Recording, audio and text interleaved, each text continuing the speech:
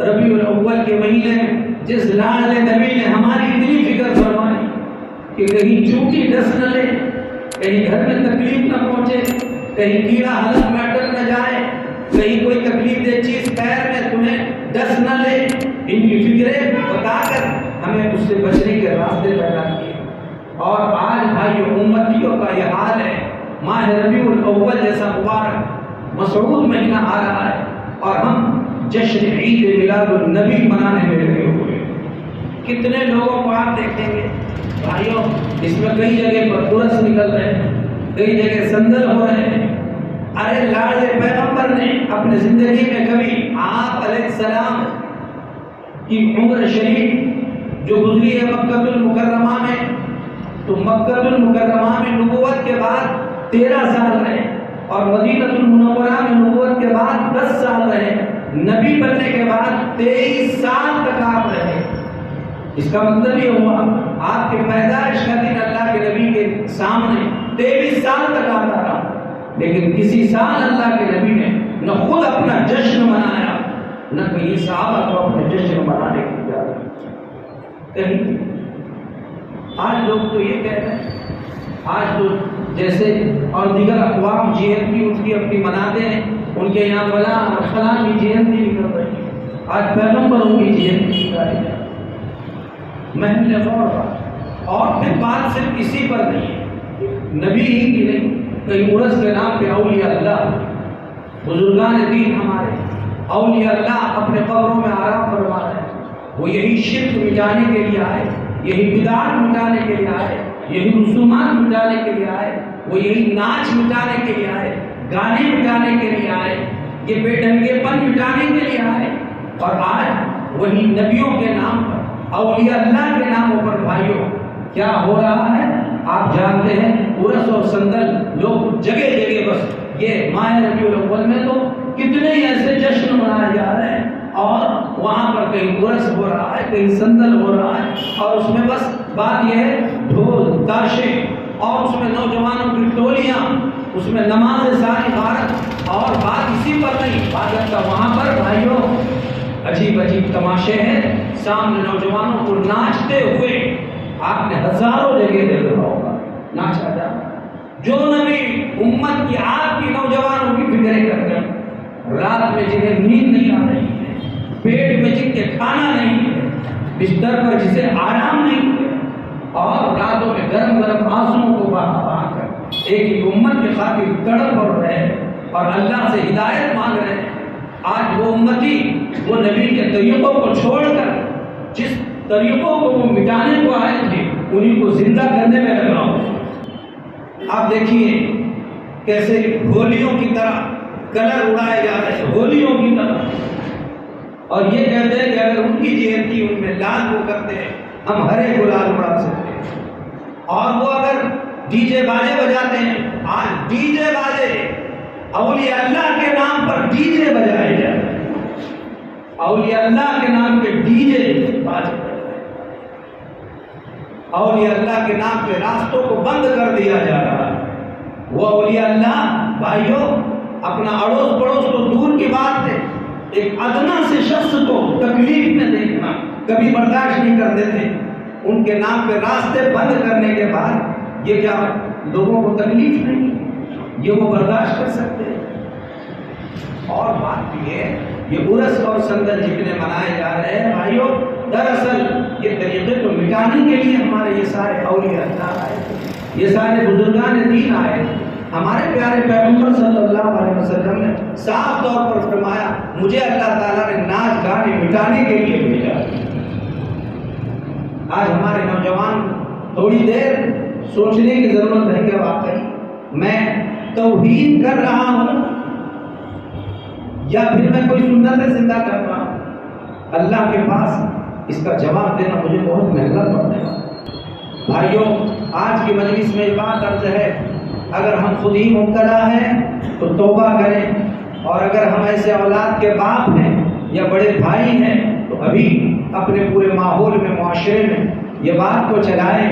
یہ ہمارے طریقے نہیں ہے کہ اس طریقے سے جلوس نکالیں اور اس میں جو ہے وہ عرس اور سندل کے طریقے بنائے جائیں اور اس میں جو ہے ناچ گانے کیے جائے، ڈی جے اور بازے بجائے جائے، ظاہر ہے ہم توحید رسالت اس طرح کبھی نہیں کر سکتے۔ یہ تو اور اقوام ہیں جو کر رہے ہیں، اور اگر ان میں جا کر مسلمان بھی اگر شریک ہو رہے ہیں، ہمارا ان سے بھی کوئی تعلق نہیں ہے۔ جو اس طرح سے اللہ کے نبی نے صاف طور پر ارشاد فرمایا، من احدث فی امرنا ھذا ما لیس منہ فہو رد، جو چیز ہمارے دین میں شریعت میں نہیں ہے اور کوئی کر رہا ہے وہ مردود ہے۔ اس کے دو مطلب علماء نے بیان فرمائے، ایک تو یہ ہے کہ اس کا وہ عمل مردود ہے، اور دوسرا مطلب یہ ہے وہ شخص ہی مردود ہے، وہ شخص ہی مردود ہے۔ یہ اور بات ہے کہ مسلمان ہو کر مورتیوں کو بھی ہار ڈال رہا ہے، یہ مسلمان ہو کر کہیں مورتیوں کی بھی پوجا پاٹ کر رہا ہے، یہ مسلمان ہو کر دوسروں کے ڈی جے بازوں میں مسلمان ناچ رہا ہے اور خود کے اولیاء اللہ کی توہین کر رہا ہے۔ قیامت کے دن اللہ کے رسول فرمائیں گے، جو چیز میں مٹانے کے لیے آیا تھا تو نے اس کو زندہ کیوں کیا؟ تو یہ نوجوان اللہ کے رسول کو کیا جواب دے؟ یہ اولیاء اللہ کہیں گے، ارے تیرے ابا کے اور دادا کے قبر پر اگر کوئی ڈھول بجاتا، تاشا بجاتا، وہاں اگر کوئی ناچ لیتا تو نے کبھی برداشت کیا ہوتا؟ بولو بھائی، کوئی برداشت کرتا ہے؟ اپنے باپ دادا تو بہرحال اتنے بڑے اولیاء اللہ نہیں ہیں، تو ہم اپنے باپ دادا کے قبر پر اگر کوئی ایسی حرکت کرے برداشت نہیں کرتے۔ یہ تو اولیاء اللہ ہے، ان کے نام پر اگر سینکڑوں لوگ اس طرح ناچ گانا کریں تو کیا وہ اولیاء اللہ اس کو برداشت کریں گے؟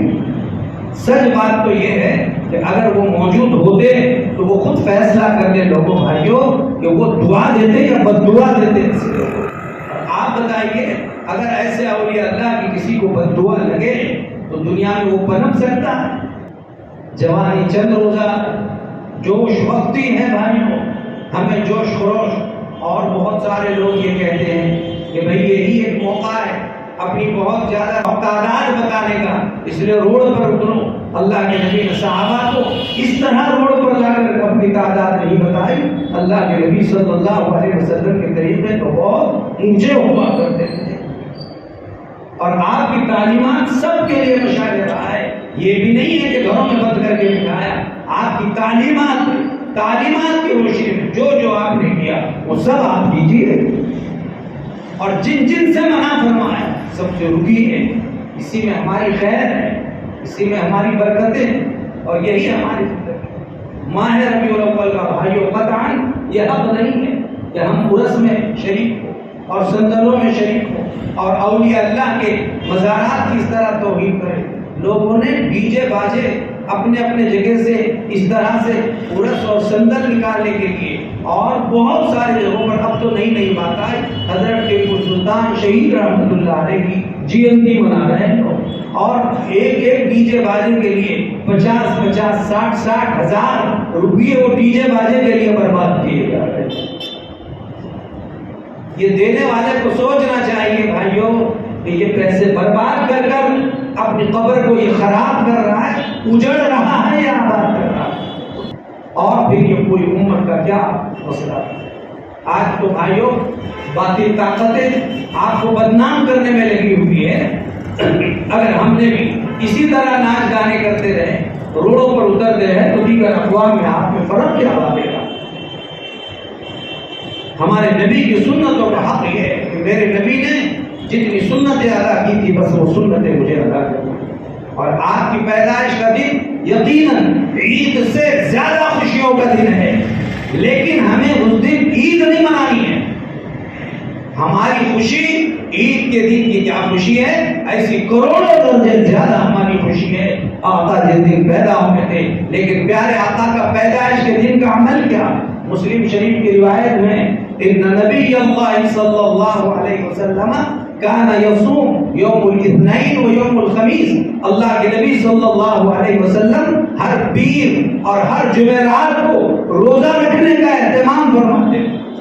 ایک روایت میں ہے، آپ سے پوچھا گیا اللہ کے نبی پیر کے دن آپ روزہ کیوں رکھتے ہیں؟ اللہ کے نبی نے فرمایا اس میں آج عید کے دن اللہ تعالیٰ نے دو عظیم نعمتیں عطا فرمائی، ایک یہ ہے کہ پیر ہی کے دن اللہ نے مجھے پیدا فرمایا، اور پیر ہی کے دن اللہ نے مجھے نبوت عطا فرمائی، اس کے شکرانے میں میں پیر کے دن روزہ رکھا۔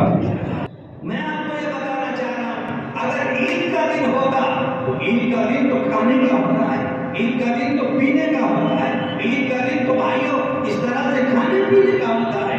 اللہ کے نبی ایک طرف تو اگر یہ عید کا دن ہوتا تو اللہ کے نبی کھانے پینے کا حکم فرماتے، روزہ رکھ کر اللہ کے نبی خوشی کے دن کی مخالفت کیوں فرماتے؟